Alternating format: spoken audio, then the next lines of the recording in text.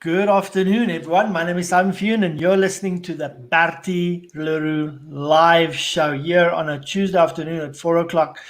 And today we are going to speak to young people. So if you're watching this or you're watching the replay, I want you to listen to what we're saying, and I want you to share this with a young person that you think it might impact. Bertie, like I said to you, in terms of today's show, what I want to achieve is I want to create a piece of content, a video that can inspire, can help young people on their road to life and make a success of themselves. So, welcome to the show. How are you doing today? I am doing very well, thank you very much. And I hope I can say the same to everybody out there that's listening. And if you don't feel well, let us share some wisdom today for the next hour, and forget about all your troubles and your challenges, and maybe you get the answers that you're looking for. I'm really looking forward to another challenge from your pen, because as everybody knows, this is a live show. There is no prescript. It just follows as led by the questions and answers. But yes, I'm looking forward to this with excitement, because young people is always close to my heart. Okay, Bertie, that's what I wanted to lead with today, to start with this question. Why are you so passionate about young people? In the time that I've spent with you, you mentioned, scenarios that the youth and young people would find themselves in. You often relate to sport, you talk to people that's entering the workplace, those kind of things. Why are you so passionate about young people? A difficult one, but I think it probably also a simple one. I started my career out as a teacher, high school teacher. And my first post where I taught was at Umtata High School in 1979. And I taught for just over 3 years. And most of the time I was residing in reses, in other words, place of accommodation for high school children. And my experience was that the kids that stayed in those res came from the city, and it was normally, let's call them the troubled kids that come out of troubled families, a byproduct therefore of troubled parents. And all those kids, what they actually needed was some TLC, tender loving care. And that is why I think kids are so important to me. They've got so much potential, but often they never get challenged and never get opportunities to use their God-given talent. And only later on in life, when they really were thrown around by life and the knocks they took, they realize who they really are. And they've missed out. They missed out on so many opportunities. And I'm talking here about kids that are doing exceptionally well academically, that's doing exceptionally well from a sport perspective, but they are not whole. They're actually very much partly broken. And that's where my passion comes from, because it's so easy to turn them around.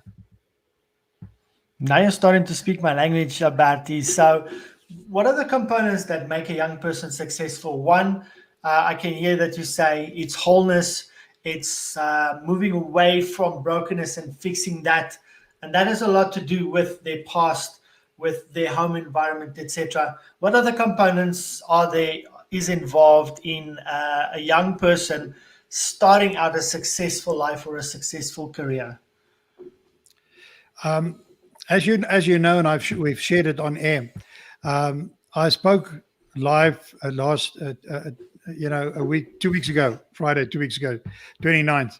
And on every single one of my slides, I wrote the word courage, because I believe that the word courage is what it's all about. Now, the connotation with courage implies that I must have the wisdom and the ability to challenge myself and to live my life according to what I believe is right. But now, immediately when I use those words, what comes to mind, it says, what is right? How can my perceptions um, be right? How can my perceptions be my facts? If I live in a world that's constantly changing and constantly being challenged, and I'm just one of the little elements in this bigger of this whole. So how can I live my life? And that's why I talk about courage, because if I have the courage, I will go out and make certain I am living my life, that I might make certain that I establish as quickly as possible in my life what I enjoy, in other words, what I love doing, and what I don't, but for the right reasons. Because sometimes there's a connection to things that you don't enjoy doing, but you're actually very good at it. But there's something happened that created a feeling that you have whenever you even think about these things that are of pain or discomfort. And that unfortunately is part of what we go through. And that is where the young people, and I mean, if I talk about young people, then I don't exclude myself, because I will stay young until I die one day, because I'm younger today than I would be tomorrow. So by definition, I'm also a young person. But if we then talk about our young people, let's say we talk about the kids from teens to late 20s, early 30s. Let's talk about them. And we don't want to give them labels like X and Y's and millennials and whatever. Let's just talk in general about young people. And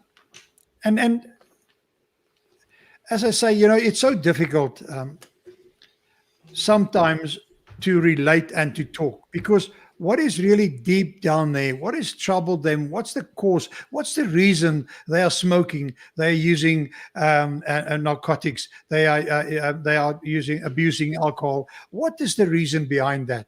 You don't wake up one day and decide, I love whiskey, and you overdose yourself on whiskey. You don't do that. I don't believe. I don't for 1 minute believe that. Those are the kind of things that we use to escape, even if it's temporarily. And we always believe that I just need it for now, just for now, because I need this escape. I need the relaxation. There's even just using Ritalin to get through the late nights to prepare for your exams. I'm in control because I'm a strong man. I'm a strong woman. I can control this. And then before you get it hooked you, and you're caught up on this, and you find yourself entrapped by this bad habit. And how do you get out of it?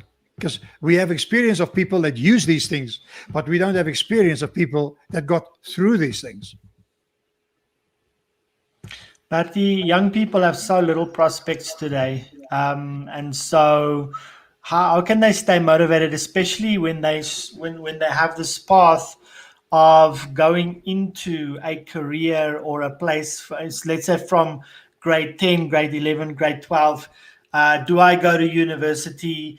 What does that look like? Do you have any advice for them on that specific topic? Let's assume you have the means financially to do what you love and what you want to do. Let's assume that we have that. And I mean, that doesn't mean that you've got $1 million in the bank or 100,000 or 10,000 in the bank. Just assume that you have the means of doing what you want and what you like doing. I think one of the very first things is to make certain that you embarked on a career following a direction that is in tune with who you really are. Once again, what makes you tick, what makes you happy, give you joy. And in that in itself is a challenge. Because how would I know that if I haven't been exposed? How would I know that I enjoy something if I've never tried it?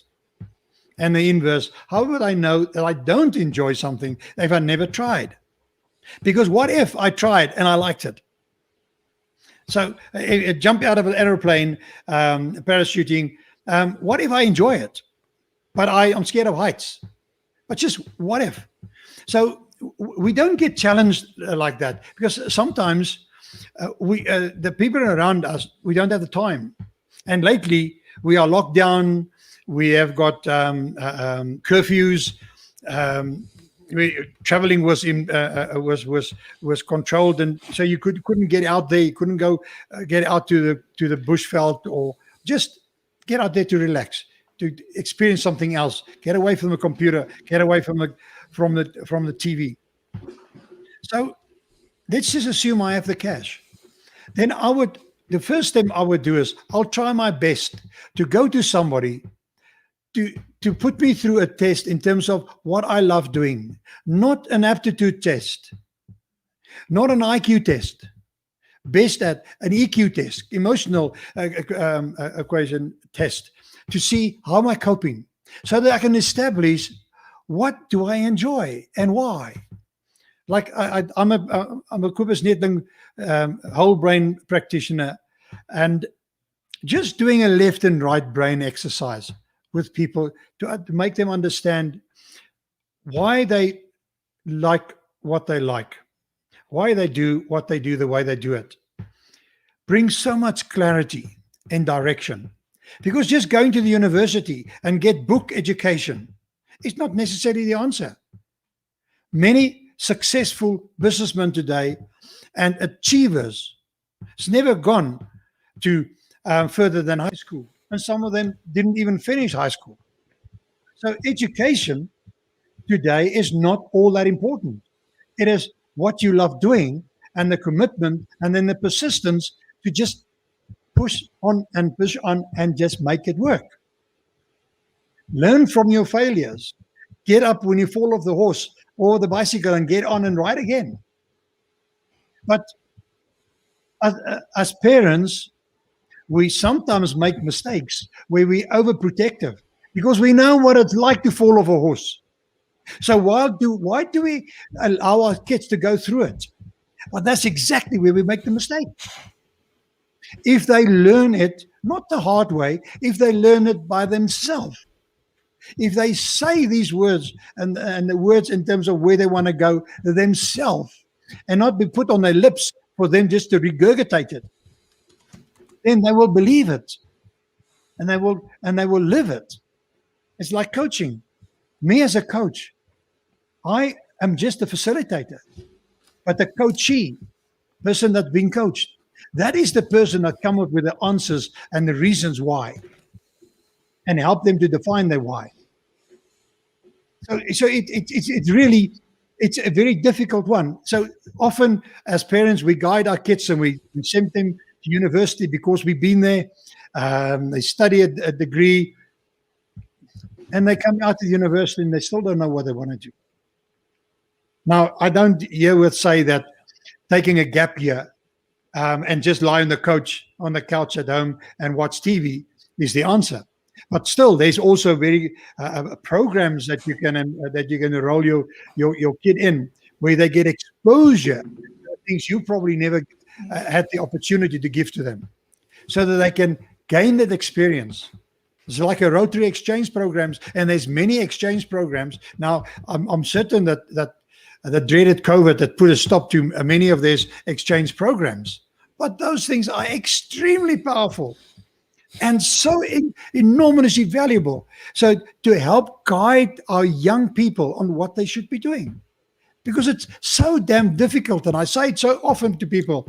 When I was a youngster and you live in a little Karoo town, you look up to the policeman, to the co-op manager, and the teacher and the minister as possible careers, because that was the only ones that you were confronted with as opportunities. Now, with internet and social media and everything, you can actually do anything you like. You can go to Mars. Ask Elon Musk. You can go to Mars if you want to. So the sky is not necessarily the limit anymore. So we must understand that the young people out there is extremely and could be extremely stressed, so stressed that they don't take that first step because they're so scared that that's the wrong step. And so they pussyfoot along just one little baby step at a time, and then often in the wrong direction because they still don't know where to go. Just ask Alice in Wonderland. She also didn't know which road to take. So, Bertie, Sorry. there's two things that as a young person I can now look at. There's obviously the tertiary road, and like you say, you might not have gotten access to university or college or anything like that. The second thing is you might not have the funds for it. So let's say I have the means to. Would you say that a young person should pursue that and go and study something? And then I'll ask you my second question. I honestly and sincerely believe that if you've got clarity in your mind what you want to do and what you want to become, that you should pursue that at all cost. And I often say to parents that, we do have challenges in South Africa when it comes to certain courses, medicine, as an example, psychology as another example, that kids want to do that. That's where their passion lies, but they can't enroll in any university or college because of quotas or whatever the case may be. Then I say to those parents, if it's at all possible, find a way and assist those children of yours to do that. And if they want to study medicine, then help them to go to get a bursary or a scholarship or whatever and go and study it. May it be in Russia, may it be in China, may it be in Americas or whatever. But by all means, help them to live their dream. Otherwise, they will live their life asking themselves every single day, what if? So yes, some of them becomes, nurse and get involved in the medical environment, but never as a doctor or as a specialist that they wanted to be. And we need them. We certainly need them. And sometimes finance is not available. But I'd rather pay off the debt of studying in medicine in Cyprus, for example, and be a doctor and live my rest of my life living my passions, than not have gone there and all of a sudden in 40s or 50s have the money and the means. And then it's too late. Yes, some people in their 60s follow their passion and go and study. So to answer your question, by all means, if you have the means, then you do what you want to do. But just make certain that you do what you want to do, not what your parents were telling you that you're good at, or the teachers told you you're good at, you got good marks for, because what is on that on your grade 12 certificate is not necessarily a reflection of what you love doing. Maybe you had a very good teacher and you enjoyed the class of teacher, but you actually hate figures, so you hate accountancy. It doesn't mean you must go and study a CA. It might not be you. So what you're good at, not necessarily, is what you're passionate about. So get clarity on that as well, and seek the answers. And those answers is not going to cost you a lot of money. And with all due respect to colleagues of mine out there that do these aptitude tests and help people to find what course they must go and do university and what subjects they must do, I say we must move a little bit higher, move into space, move into the uncertainty, move into the uncomfort there, and look at your life, not just here and now, but take it much further. Create a vision for yourself, and that's where I will bring the word in of passion. The sooner you can define your passion, the sooner you have the answers to the question you just asked me. Live your life according to your passions. So let's say now I've made my choice. I either I don't have the means to go to tertiary education, For some young people, that's not something that they want to do. Let's say either of those options. So now I have to go to the other side. Um, how do I choose between being an entrepreneur? So I'm a young person and I'm going to start my own business, or going to work in a company for a company. How do I make that decision?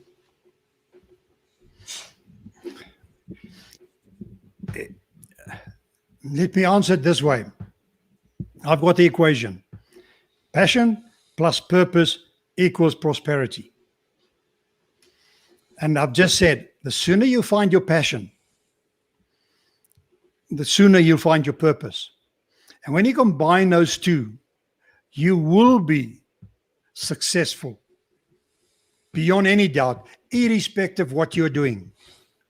Whether you're an entrepreneur or whether you work for a company, because maybe you've got the interest of working for a company and getting to the top. Then there's very successful people that got to the top of companies, because some people have just got the knack of managing people, not necessarily as an entrepreneur, but in a corporate environment. They're comfortable with that. It comes natural to them. But that, if that's part of their passion and they're good at that, they must be that. And I know it's been said and that working for a salary will never make you rich. But we're generalizing when we make that statement. Okay, so the short answer to that is that find your passion, find your purpose, and we can talk about creating a vision later on. But that is it. And don't go and start working for money, because money is the so-called prosperity that you're seeking.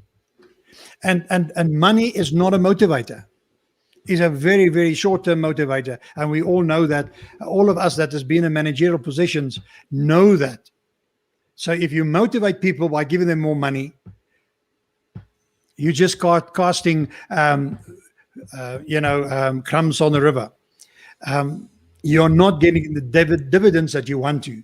You must find the sweet spot of the individual, to find their purpose that they've seen themselves and where their passion lies, and you develop and grow them. And the moment they start growing and developing, they will earn more, but through living their passion, not through chasing money. Because if I chase money, then it means I want to start off with enough.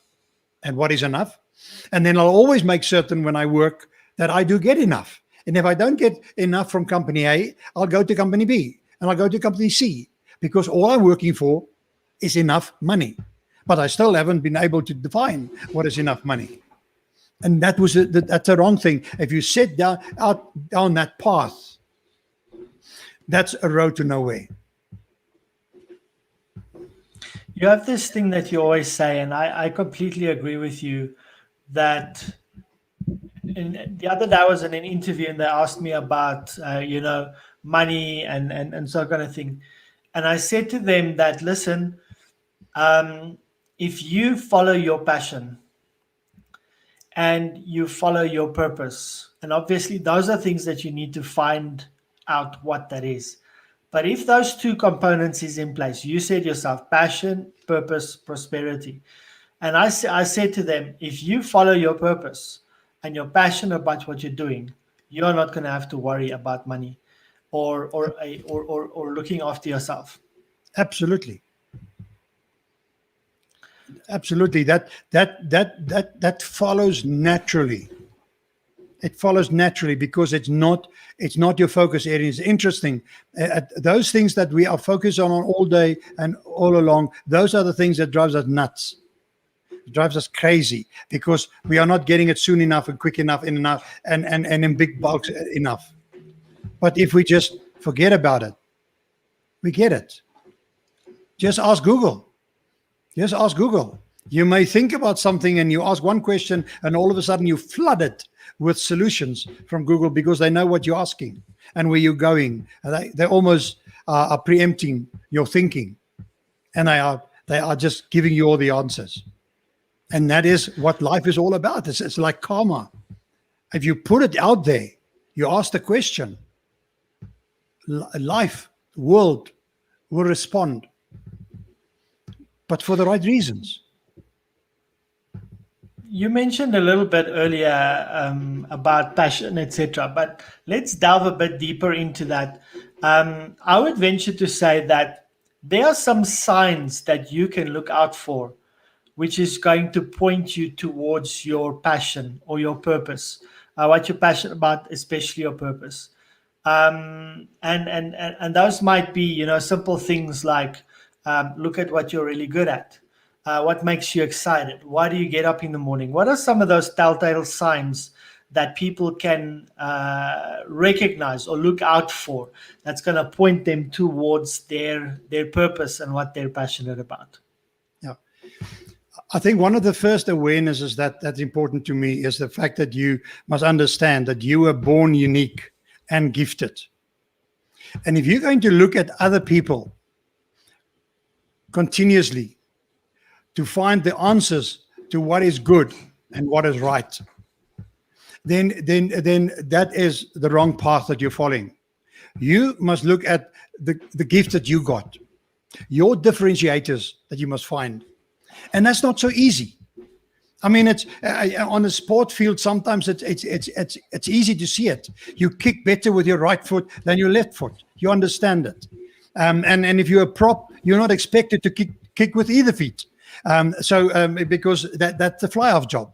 So you must understand that there's certain roles that come naturally to certain people, and they follow down that road and that follow down that path. And sometimes it is so natural that you don't step back and just ask yourself the question, oh wow, what's happening here? I'm enjoying what I'm doing. I never really realized it. And you sort of just stop and saying, my life it's sheer fun, it's pleasure. What has happened? But you tend to follow these things often naturally, and don't have to think about it, because that's where you have to end. That is your thinking preference. You live your life according to your thinking preference. Are you left brain? Are you right brain? Okay, so that's difficult, and we are unfortunately brought up in an environment where we are taught, and to a certain extent forced, to fit in rather than stand out as we were born. We were born to stand out because of our unique gifts. So we don't know that. And therefore, we often do not trust the little voice on our shoulders, because this little voice knows you better than you think. So our subconscious mind is often telling us certain things, guiding us and directing us, but we are not trusting it. Again, we don't have the courage to listen to the voice, because the little voice has got the experience. I remember very well what happened the last time when you did this, what happened when you did that, and tick off all the right things and the great things that you've been doing, and the little voice just wants you to do more of those. So it's really it's a challenging question. And how do I do it? My answer to that is always experience life as broad and as wide, as quick as possible in your life, inside and outside the house. Build on your experiences. Don't just watch one kind of sport on the television. Look at more, or go and practice more of them. Read different books. If you enjoy, a sob story, just fine. But every now and again, just read a paragraph of 2 in a business book. And just expand your horizons. And as they say, you read the greatest leadership book in the world, the Bible. Just read it and get experiences yourself. And if you struggle, go to somebody that you trust. Go to your father, go to your mother, go to your uncle, go to the neighbor, go to a teacher, go to your coach. But go ask people for direction, because nobody expects you to know it all. And the sooner you get the answers to those questions, the sooner you will find yourself on the right path, living your future in the here and now, instead of going your life through little interim goals towards a dream. Because the clarity of a clear vision brings your future closer to the here and now. But that comes with knowledge and experience and trusting yourself. Nobody can teach you that. through a coaching process or mentoring or whatever, I can help you and I can guide you. But at the end of the day, it's still your life. It's your gifts. It's your uniqueness. Your differentiators that you must find. Sometimes it's so obvious. But sometimes the obvious is not necessarily what you should follow. Because that might be an interim dream, but it's not part of the overall picture. It's almost like a side road that's taking you away from your end state and your goals. It's a temporary pleasure that you sometimes embark on, we sometimes burn our fingers. So it's challenging questions that you're asking. I don't have all the answers, but I think in terms of years of experience, I've seen a lot. And often people ask me that, and people that's struggling with their children, that's got addictions, and they just feel like kids are lost. They don't know what to do with them. Then I'd stand there and I think, and out my head, you say, you are now reaping the fruit of the 100 or 200 rand you gave your kids on a Friday night, and you dropped them off at the mall and picked them up at 11 o'clock at night. Because you didn't know what to do with them, because you're living your life and didn't guide them to find out what they like. They were forced into an environment where they got taught all the wrong things for the wrong reasons. So that quick and dirty, $100, $200, go to the movies, get a McDonald's. Talk to me a little How bit do we about fix it? what can I as a parent, what can a parent do, or what role can they play in helping a young person find those things? Like you say, the quick and dirty things, just here's money, go and do something.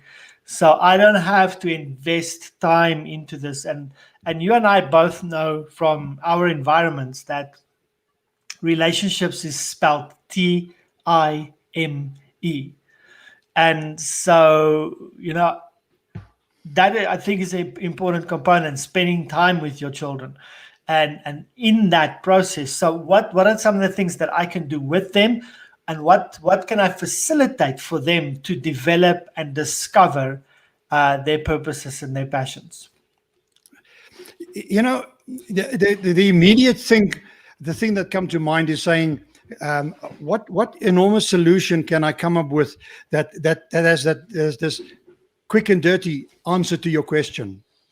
But it's the small things that make a difference, and we don't realize it. It is like giving your little kid a bicycle and going through the process of helping them and seeing how they grow and how they develop, and how you build their self-esteem and their self-belief that they can throw away the little guide wheels and ride on their own. And then it's a wow that they got it right so quickly.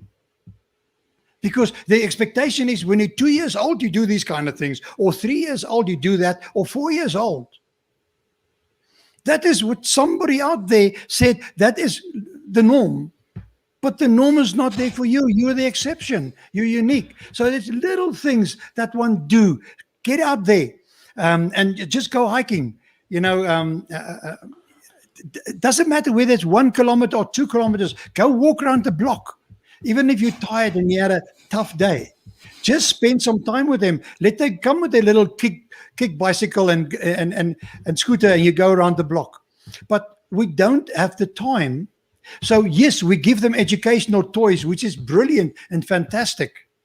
But we're not expanding the horizons with giving them that. So eventually they can build this quickly and they can create that fantastic. And we say, yeah, this little boykie is sharp. But remember, kids are born brilliant and extremely creative. But because of us, we impede that creativity. And I've spoken on this blog about broken crayons. We force them into certain things, and we think we're doing great because we're giving them crayons and allow them to paint or to write and to draw. but we are still not there to allow them to just broaden their horizons. Go and experience these things. And pardon me for using examples. Myself and my wife one day were sitting in somewhere where we are on quad bikes, and we said to each other, we must stop lying to the kids that we are doing these quad bike rides for them. We love doing it. But because we love doing that, horse riding, cycling, hiking in the mountains, going overseas, learn how to snow ski and whatever, just give the exposure to your children so that they can decide we like it or we don't. Leave the books out there. Let them decide they like it or they don't. And those are the kind of things. You can't say that little Johnny is this and he will like that, and say that is normal and little Mary will do that and that. No, expose them, because through that you expand the experience, and through experience they get it. Now, often parents will come and say, "Yeah, but I'm taking my daughter to ballet classes, and then to music lessons, and then she goes on Saturday mornings. She goes for tennis lessons or whatever." Then I say, "Have you ever asked her whether she liked it, or do you think it's something that you like, and now you believe she should like it too?"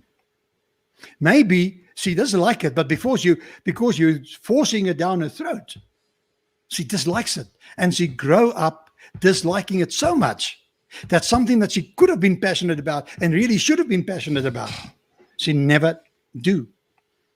And at the late age, she start doing it for the right reasons.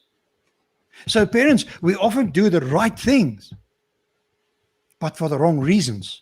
Because at the end of the day, don't let them live your dreams and live your dreams through them. Help them to create their own and live their own. And as I say, don't go and look for these glorious things. Don't spend thousands of rands. You don't. Sometimes they don't want to kick the ball around the garden. They want to kick a can around the garden because they enjoy the sounds it makes, even if it drives you and the neighbors nuts. But they won't keep that up for weeks and months at end. It's just a phase. Then they will work out in their life that, kicking a ball is much easier. It tends to come back to you from the wall, but the can doesn't.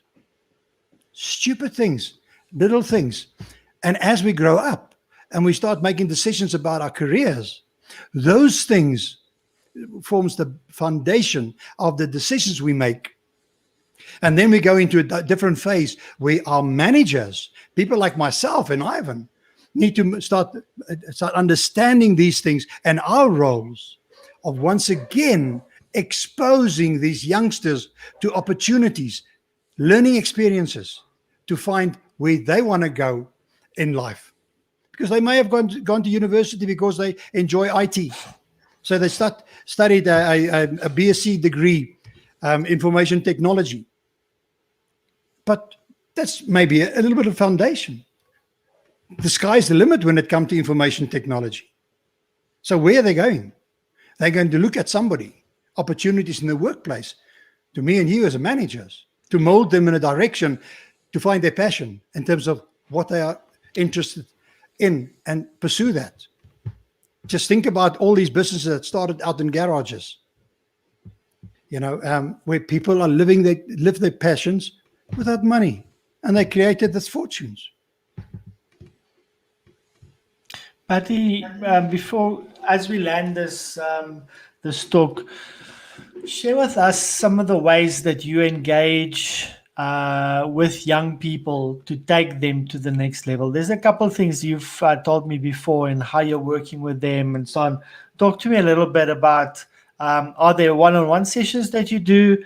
I know that you've got group sessions that you do. You like doing the retreats where you take the kids away, take the cell phones away, let them just spend time in the bush and then start working with them.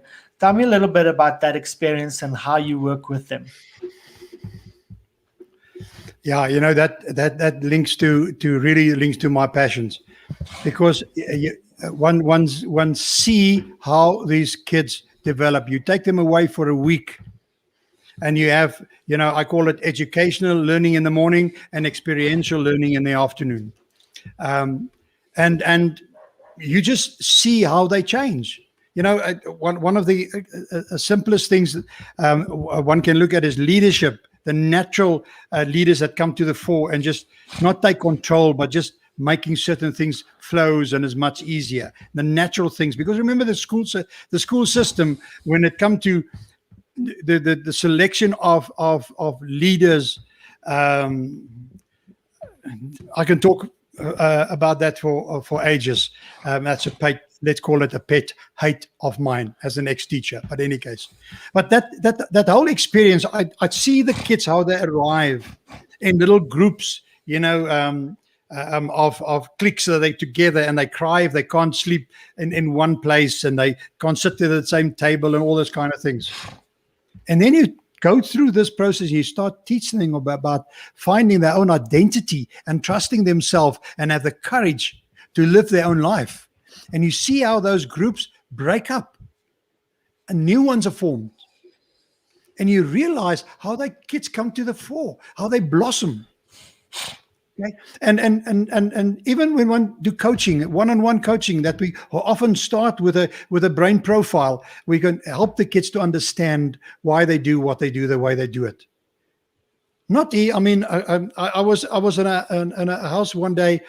The father asked me to come and talk to his daughter about her career choice, and she was in her late teens. And when I got there, that's a normal thing that I do. I say, listen, I want to see a room. I mean, that's not acceptable. You come to a strange house, strange people, strange kids, and you want to see the room. And they oblige. I went to the room. I looked around in the room. Now I've got a profile in my head. I've got everything. And I look at the room, and I go down. I start talking and everything. And during the chat, she said to her father, why did you tell Bertie all these things? He said to her, I told him nothing. I told him nothing. Everything that he's sharing with you, he experienced here from your own life. How you're doing at school, which is your preference subjects, what you're good at, what your profile looked like, and what your room looked like, what sports you're interested. I could deduct all of that, and I could give her feedback in terms of who she was and who she should be one day, and which course she should. And she did go and do accounting and qualified as a CA. Okay, so that's the one-on-one sessions. It's so rewarding when you do these things, and parents and kids get the wow. And often the parents in those sessions where you actually work with the kids get the bigger wow themselves, get the answers that they've always been struggling with. And that's a rewarding part of it. It is actually a career. One can form a career out of just this guidance and development. Forget about just coaching, but just doing the brain profiling and assisting people to find their way. And that is a passion as well. And that's one of my passions. Thanks for asking, Ivan. That's good. That's good, Bertie. So let's end off this call by assuming that you have the opportunity and the privilege to speak to thousands of young people. Would you look into the lens and just say whatever is on your heart to them? I accidentally bumped into a saying, and I used it this morning when I was on the radio. I said, when an egg is broken from the outside, it represents death, loss of life. But when the egg is broken from the inside, it represents the start of life, the creation of life. And that really is how I want to summarize this, and how I want to leave those of you that listened. And if you can share it with others, by all means, do share that, because that's exactly that. If we live other people's lives, that is enforcing the way we should be living our life and what we should be doing with our life from the outside, we are actually held back. We don't get out of our shell if we don't lose our life in the process of being squashed and through expectations and all of that. But if we are allowed and allowed to prosper, to develop, and to grow in ourselves, and then blossom out like the butterfly, that's the creation of life, and not just the chicken. It's the blossoming of life, the creation of life. So we must live our life, young and old, to assist others to become more and more of themselves, to become a greater me. And if we can do that, we will really change the world, because it's in my own belief, in living my own passions, that I will change the world, not by hating the world because it's impeding me, because it broke my egg. That's awesome. Yeah, there's this saying as well. The only way that you can actually get stuff done is by breaking some eggs. So yeah, I thought it'd be appropriate for us to speak to young people today. So if you're watching this and you've watched all the way here, we want to thank you for doing that, and we would want to ask you for a couple of things. Number one, if you have any questions on what Bertie's discussed today, please post it in the comments below. If you think this talk has been valuable, and it could be valuable to anybody else, you can tag them in Facebook in the comments. You can share it on your profile. That will be phenomenal. And that way we can really get to helping more people. Very, very valuable and deep session today, but we know that young people can be quite deep, Bertie. I think this stage of their life, they can be very philosophical. I think this is especially where you're often talking about the mindset, thinking about things, etc. I think at this specific age, young age, 18 to 25 or whatever, especially, that's exactly where a lot of these kind of things happen. And I think that's what we spoke to today. Thank you. I find that these unstructured talks like today's, really fills up my life. It is so great to share one's experiences, because then you know that the university of life sometimes is a tough learning school. But through that, we can share. As I say, I don't want anybody else to live my life and the way I've gone about my life. And I don't want them not to ride the bike, because sometimes you fall off it. But that is our role, to guide and to teach them that if they fail, it's because they tried.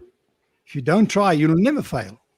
But if you fail and you fail again, you grow and you'll achieve what you've set out and what you were born to be. Thanks for the opportunity to talk to you, and thanks for listening. Thank you, everyone. That concludes Bertie Live for today. If you have, like I said, if you have any questions, we'd like to hear what you think as well. Put your thoughts in the comments below. We'd like to see that, and we'll also respond to that. Thank you very much, everyone, and we'll see you again next week at 4 o'clock.